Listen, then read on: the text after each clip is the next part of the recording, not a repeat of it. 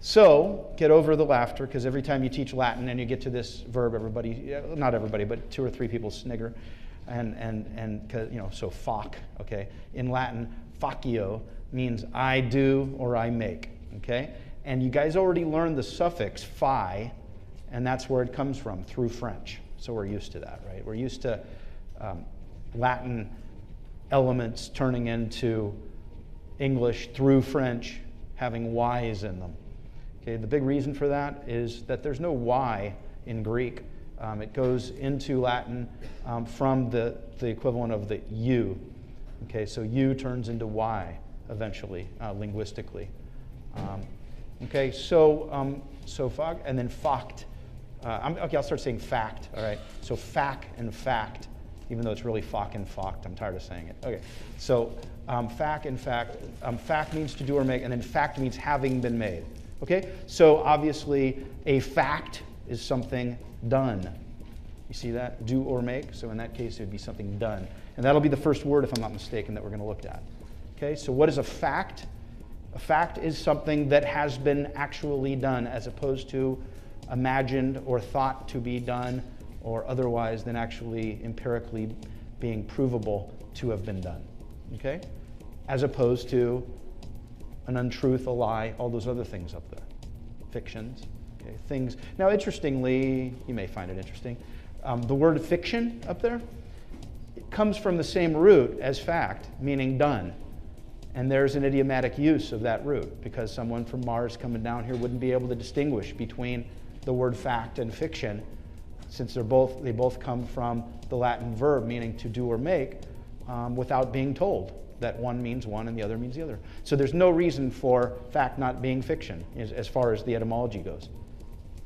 And in which case you would be contrasting fiction from untruth, which doesn't, if you're really into fiction, then that makes some sense to you, right? Because just because something's made doesn't mean it's not true. It just means true differently than a fact that can be proven, say, through scientific experimentation is true, okay? But getting into kind of philosophy there, all right. Now, a factor, there are various ways to use this word and understand it. When you talk about something being a factor, it means something that matters to the result that occurs from the various factors being combined. Okay, so if you're talking about now this is idiomatic. This idea of calling something that you multiply by something else the factor of it, because there's no reason for that being representing multiplication rather than, say, addition. Okay, why is 2 plus 2 not a factor of 2? Because it just isn't. Because you say that when you're multiplying, that's the verb you're going to use for what it means to multiply. You're factoring.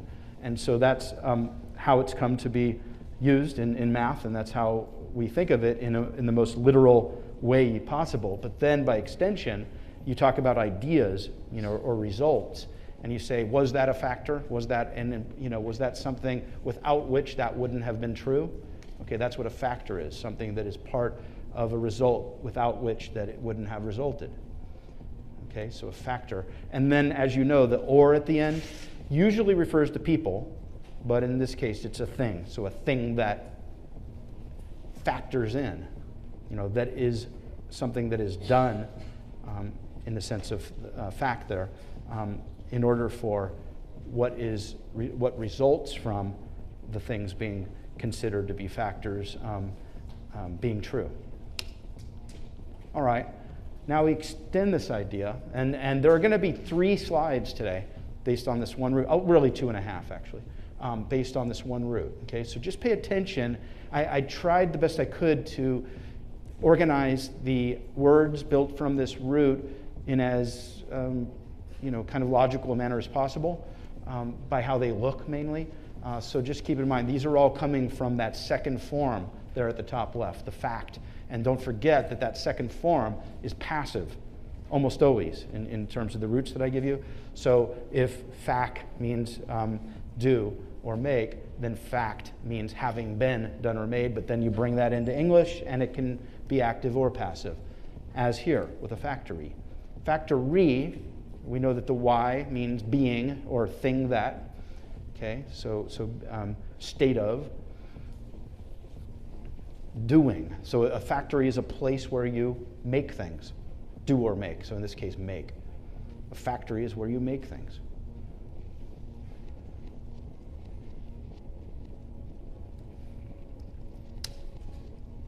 All right, then you get to the founding fathers of the U.S., and when they were debating about whether or not to unify into the United States, and to come up with the best way they could to convince the colonists that they should.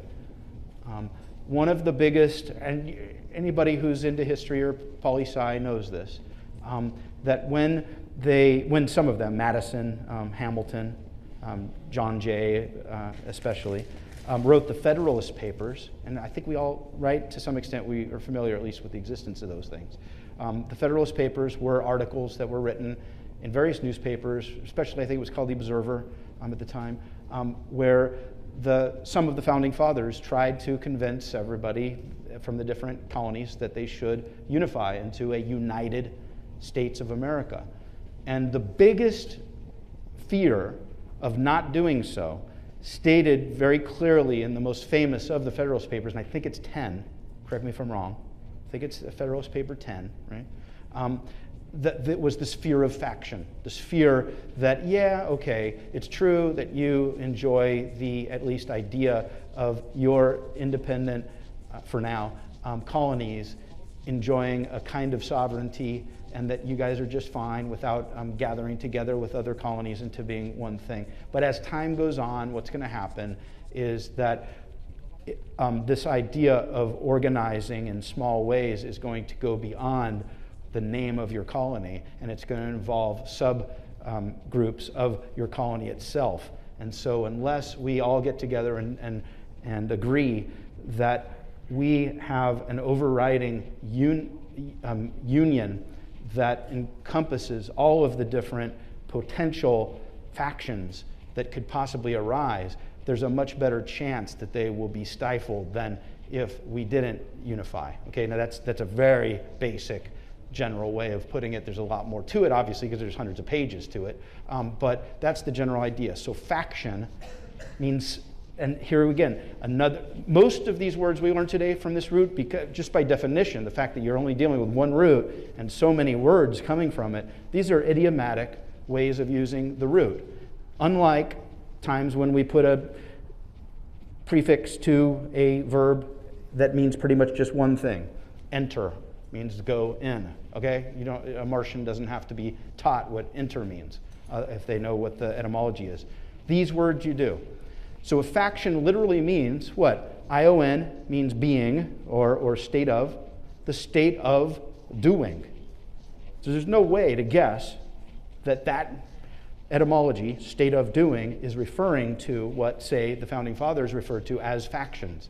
What is a faction? A faction is a group, a group that is a subgroup of a larger group. That's the best way to think of it. It's a subgroup of a larger group.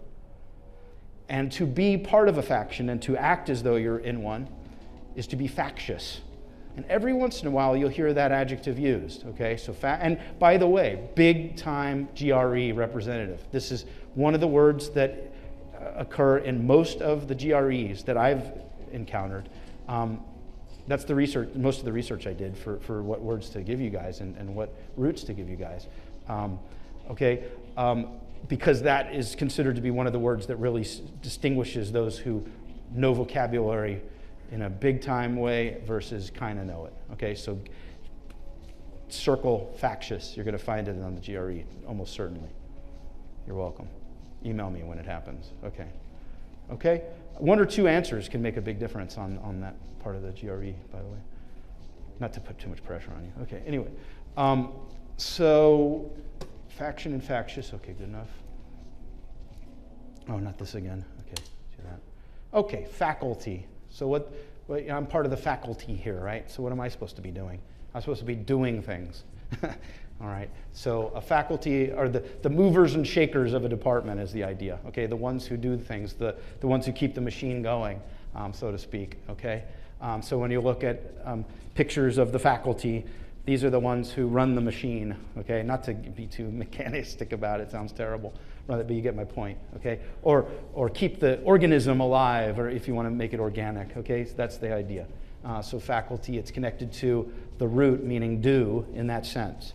As opposed to what? As opposed to the department just kind of existing as a thing without any people involved in it that make it change by virtue of their interests and their way of teaching and this and that. So the idea is that a department is kept alive by the faculty, is kept moving, that if there's any kind of progress involved in a department, it's supposed to be caused by the faculty doing new things, innovative things, etc. Okay, that's how faculty is associated with that root.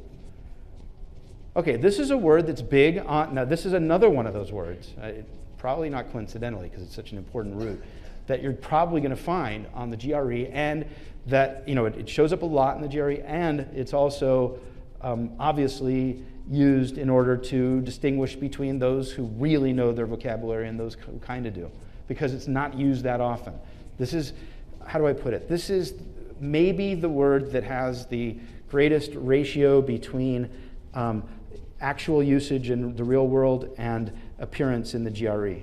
Okay, you're not going to find it very often at all, and it comes from a combination of the fac that means to do, and then the totum comes from a Latin root, totus, or tot is the root, meaning all. Okay, like total. When something is totally true, it means all the way true, literally, right? Okay. And so a factotum, a jack of all trades is a factotum. Okay? Jack of all trade, 4 Germanic words. Jack of all trade. All those come from Anglo-Saxon on that side of English. And then factotum is on the Latin side. Another example of you take your choice, which one you want to use. Most people use jack of all trades. But there it is for you if you want to use it. So he's a factotum. That means he's a dude who can do anything. Okay? All right. Now, distinguish between factitious and factious. Very important. When someone's factious, all they're doing is being part of a faction. It's nothing but the adjective based on the noun. When something is factitious, and gosh, here we go again. This was another big GRE one. They like this root. Okay, this is another really important one to learn. First of all, let's try to figure it out. The us means state of or being. And then stuff in between is nothing but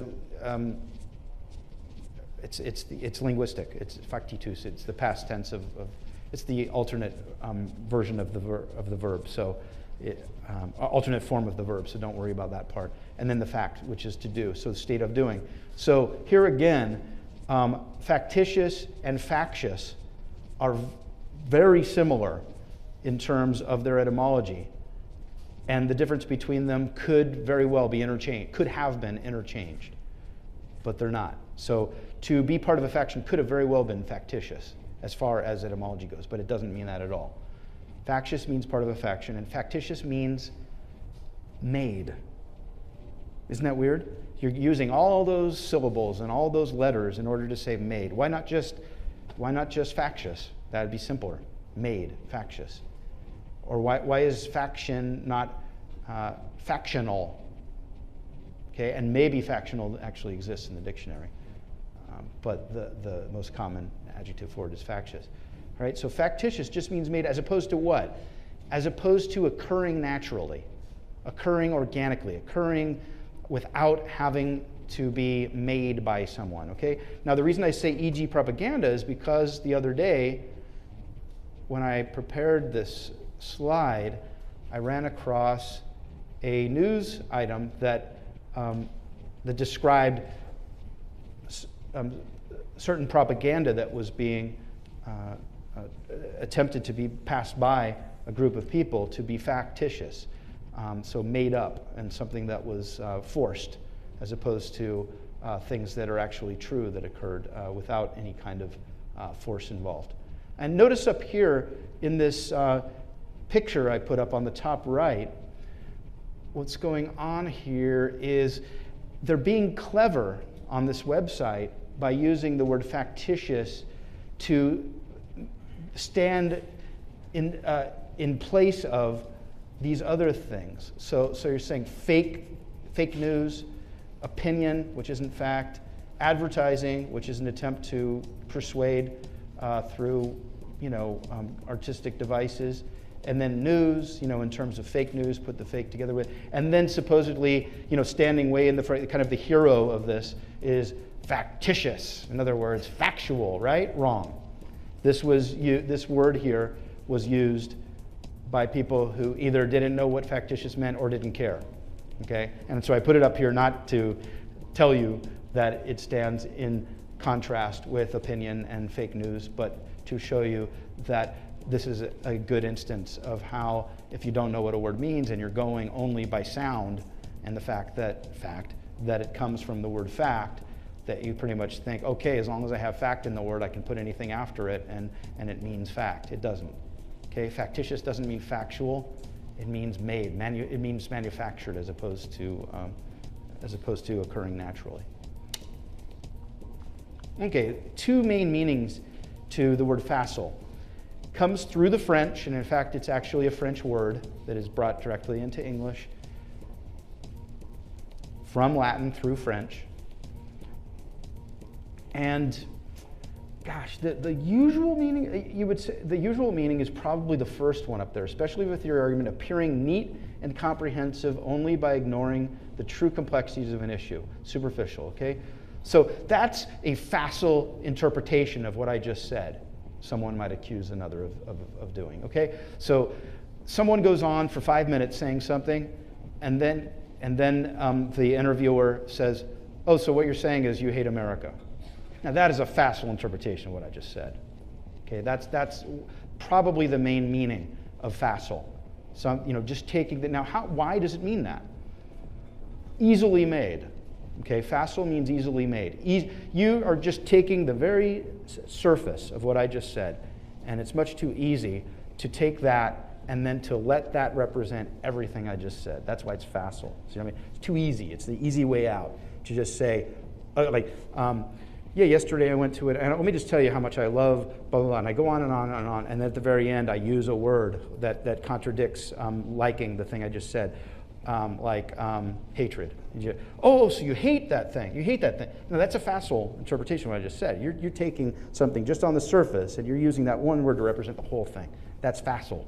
Okay? Now, the original meaning of facile is the least often used one, and that's the next one. Especially of success in sports, easily achieved, effortless. You almost never hear anyone say this. Okay, a facile victory. Okay, you almost never hear anyone say it because the first meaning, number one there, took it over. Okay, took it over. And so it almost always means the first meaning, even though the second meaning is the original meaning. So don't ever confuse. Why do I tell you this? Because I don't want you guys in the future to confuse two things. One is which one is listed first in a dictionary for the meaning of something, and the second is that it necessarily means that it was the earliest use of it. Quite often the contrary. And here's an example of that. You got me? Any questions about that? You good? Okay. To facilitate something is to make it facile in the original meaning of facile that isn't used anymore. And maybe that has something to do with why, unless you learn what facilitate means, you have no idea what it means. Because we don't use facile that way anymore. To make facile, but not in the sense of superficial, in the sense of easy. Okay, so to make things easy to do is to facilitate something. And a facility is where that is done. Just like a faculty or a factory. It's something that whatever's. Okay? So a factory, a faculty, and a facility, they're all using the same root in three different ways. They can only be distinguished, not by etymology at all, but only by idiomatic usage that you have to be in on as a speaker of the language in order to get.